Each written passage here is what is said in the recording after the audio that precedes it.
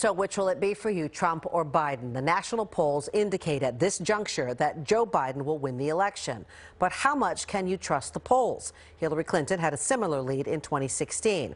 Raj Mathai joins us now. And Raj, the way we poll now has changed significantly because of what happened in 2016.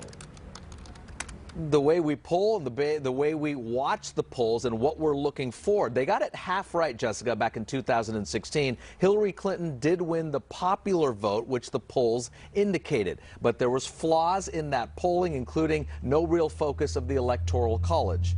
So what are we seeing now, and what have we learned? Let's start now with the national polls. As of tonight, this is the average of the top 10 polls as determined by NBC News. Joe Biden with an 8-point lead, 51% to President Trump's 43%.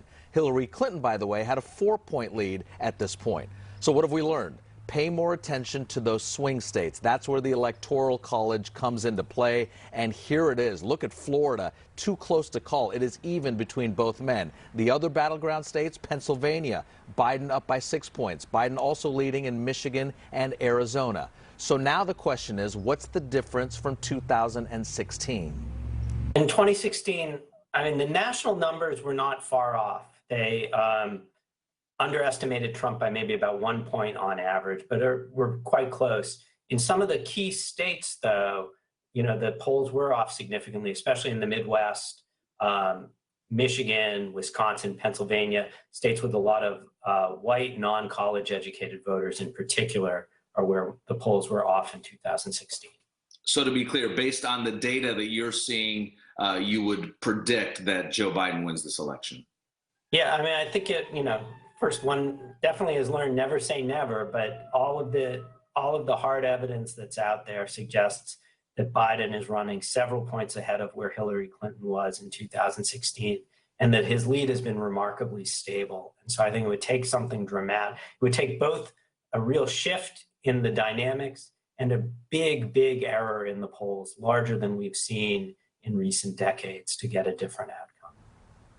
So that is the data science behind all of it, and that's the director of the UC Berkeley Institute of Governmental Studies. Look at their poll this week. It really shows the anxiety of this election. 88% of the people they asked feel that violence is likely to occur if there are disputes about who wins next Tuesday's election. 40% of California voters are skeptical of a fair and open election. One other note we should add, are people embarrassed or maybe just hesitant to answer that they're voting for Donald Trump? Well, the Berkeley Institute says that's not a problem that they're seeing. In fact, people are answering honestly, especially when it comes to the online polls. A lot to think about here, especially if you're a political junkie. You can really get lost and dive into a lot of numbers. Guys, back to you. That is for sure. All right, thank you, Raj.